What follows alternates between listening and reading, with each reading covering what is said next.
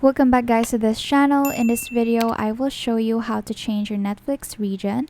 So first, download the Opera GX browser. So you just search it from the Google, and once you've installed it, go to uh, this corner right here and then scroll down until you see privacy settings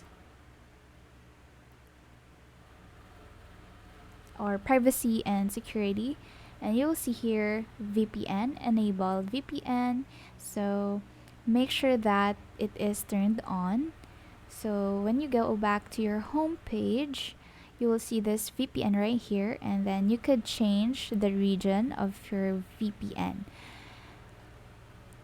So wait for that to connect to your preferred region, and then once it has finally connected, you just have to go to your Netflix homepage, and then you will see that all of your shows are according to the USA or the location that you chose.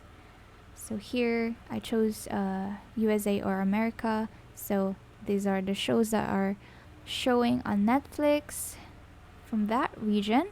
So that's it. That's how you change region on Netflix. Thank you so much guys for watching. Please do like and subscribe to this channel.